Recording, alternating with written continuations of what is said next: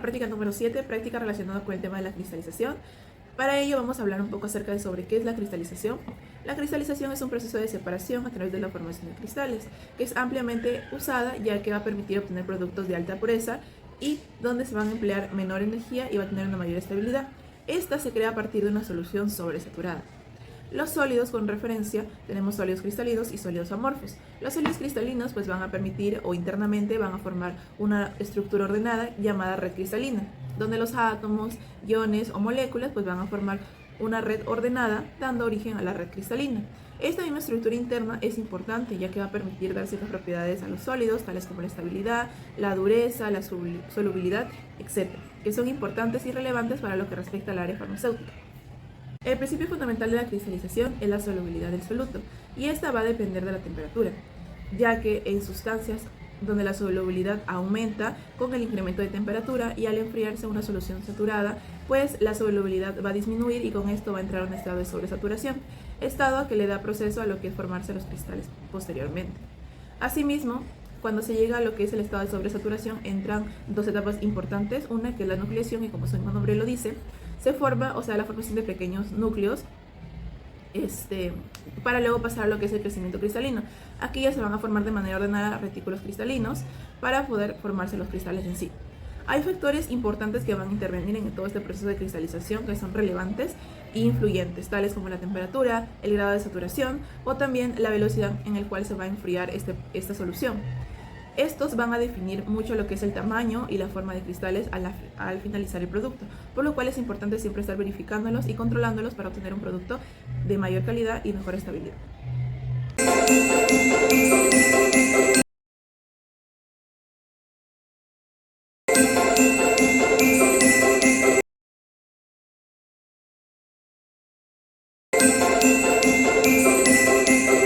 Para empezar con el procedimiento de la práctica, primero se pesa un vaso de vidrio de precipitación en la balanza analítica para poder pesar luego el reactivo que es el cloruro de potasio a un peso de 5 gramos con 67.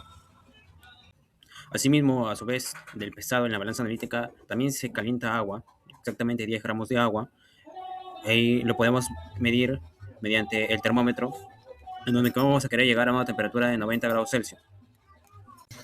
Una vez realizado el paso anterior, donde la temperatura llegó a 90 grados Celsius, se realiza el trasvasamiento del agua al vaso de precipitación que ya se había pesado anteriormente para poder diluir la muestra. Posteriormente, luego de en el sistema verde diluido el cloruro de potasio a la temperatura de 90 grados Celsius, se deja enfriar la solución a temperatura ambiente. Luego se lleva al sistema de un baño de hielo hasta los 0 grados Celsius. El baño de hielo se realiza en un vaso de precipitación agregando hielo y midiendo la temperatura mediante el termómetro.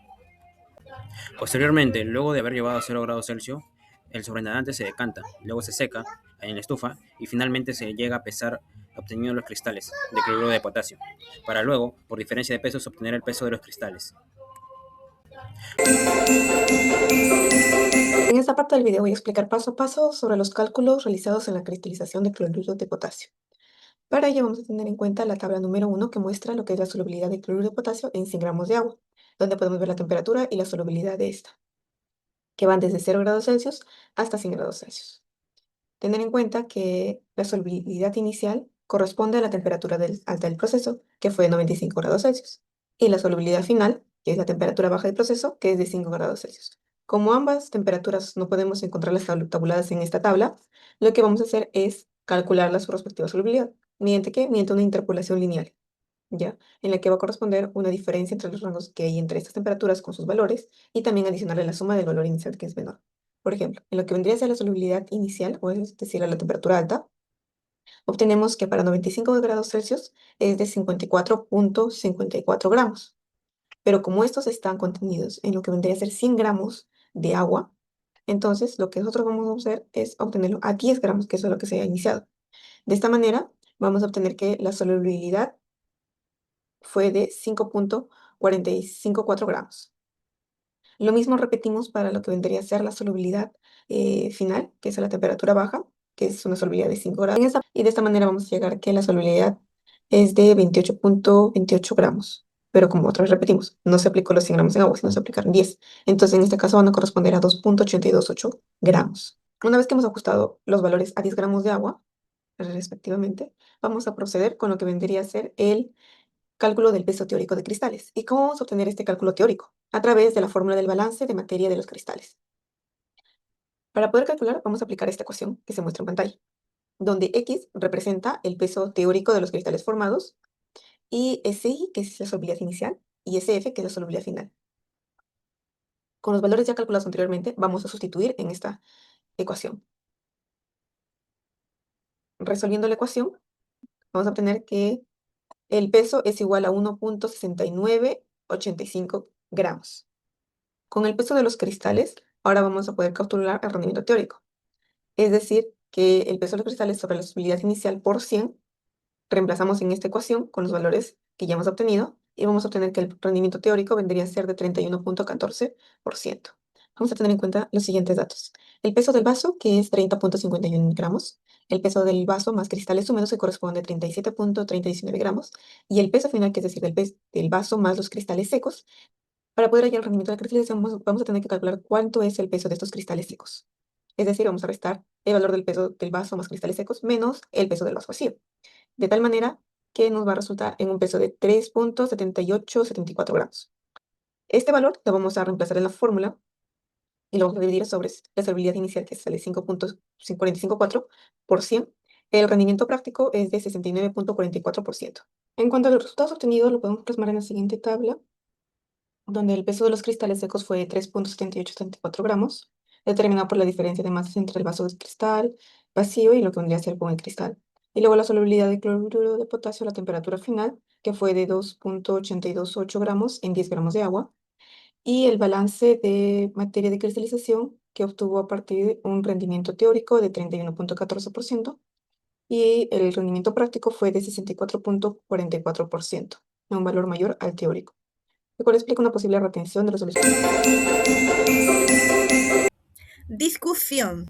El mecanismo de cristalización se va a dar inicialmente durante la disolución en caliente, donde las moléculas del cloruro de potasio se van a separar en iones de cloruro y de potasio, y gracias a la mayor energía cinética y a la expansión del solvente, permitiendo que haya una mayor interacción con las moléculas de agua.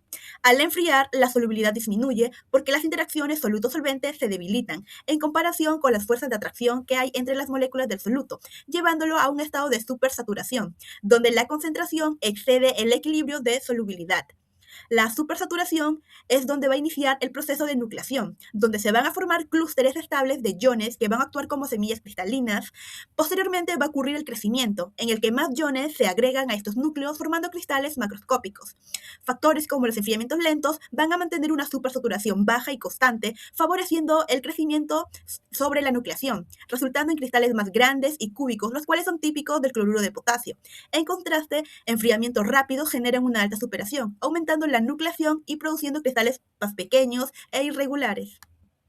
El rendimiento práctico obtenido fue de 64,4%, lo cual va a resultar inusualmente superior a nuestro rendimiento teórico, el cual es de 31,14%. Esto, según evidencia científica, se va a atribuir principalmente a errores experimentales comunes, como un secado incompleto de los cristales. Es decir, va a haber una retención de licor madre o humedad que va a inflar la masa medida. La evaporación parcial inadvertida del agua durante el calentamiento.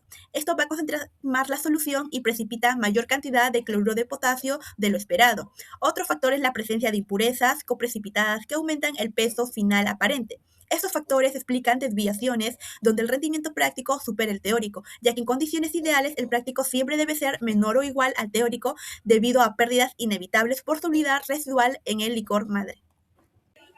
La diferencia entre la temperatura inicial alta de 95 grados centígrados y la temperatura final baja de 5 grados centígrados generó una sobresaturación muy marcada de la solución del cloruro de potasio, lo que favoreció la formación de 48 cristales, con morfología larga, delgada, pequeña y con terminaciones en punta.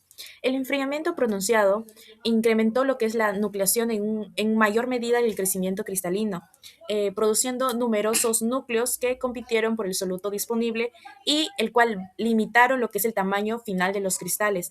Aquí las terminaciones en punta explican con un crecimiento anisotrópico, el cual va a estar asociado a diferencias en energía superficial y velocidad de crecimiento de los planos cristalográficos, bajo gradientes térmicos amplios. Este fenómeno es característico de procesos de cristalización por enfriamiento no lento en sales inorgánicas.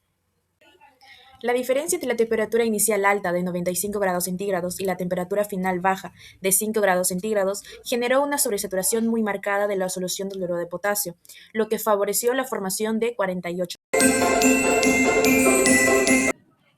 En esta práctica se realizó la operación de cristalización por método de precipitación por enfriamiento de una solución concentrada de ácido clorhídrico en caliente, donde se empezó a formar los cristales en los 48 grados. También se determinó el porcentaje de rendimiento de cristalización, tanto teórico como práctico, siendo el valor del teórico de 31,14% y el práctico como 64,44%. Una de las aplicaciones más comunes en la industria farmacéutica es la purificación de principios activos, como lo es la aspirina o el paracetamol. Estas, en su proceso de fabricación, de su síntesis química, presentan muchas impurezas, lo cual el método de cristalización permite aislar la molécula pura a un 99%.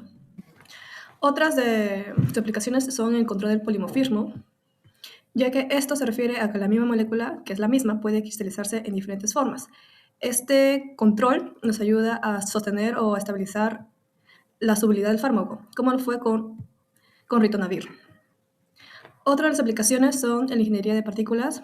Este campo nos ayuda a controlar el hábito cristalino y la estructura de la partícula, como en los tableados, en su forma de cristales cúbicos que ayudan a mayor fluencia en la aguja, o también en inhaladores que se requieren partículas muy pequeñas para llegar a los pulmones. Y por último, la formulación de cocristales. Este es un método muy avanzado, en lo cual se utiliza el principio activo unido a otra molécula llamada coformador, lo cual esto se hace para mejorar las propiedades farmacológicas del principio activo. En esta propuesta de innovación se plantea optimizar el método de cristalización por enfriamiento utilizado en la práctica, implementando un enfriamiento gradual y controlado, junto con una nucleación dirigida mediante cristales semilla, con el objetivo de obtener cristales más uniformes, de mayor tamaño y con mejor reproducibilidad del proceso. Para el enfriamiento gradual y controlado, la solución sobresaturada se colocará en un vaso de precipitados dentro de un baño termostatado o baño María. La temperatura no se reducirá de manera brusca, sino en intervalos progresivos, registrando cada cambio con un termómetro o sensor digital. En caso de no contar con termostatado, el enfriamiento se controlará usando el baño de agua con adición lenta de hielo, manteniendo agitación suave. Este descenso progresivo evita la nucleación excesiva y favorece el crecimiento ordenado del cristal. Luego se aplicará la nucleación dirigida por siembra de cristales, agregando una pequeña cantidad de cristales semilla del mismo soluto cuando la solución alcance la zona de sobresaturación adecuada. La semilla será incorporada cuidadosamente con espátula o pinza limpia, permitiendo que las moléculas del soluto se depositen sobre ella y crezcan pocos cristales, pero más grandes y definidos, en lugar de muchos cristales pequeños e irregulares. Además, se controlarán variables como el tiempo de enfriamiento, la agitación y el punto de inicio de cristalización, lo que permitirá comparar los resultados frente al método tradicional.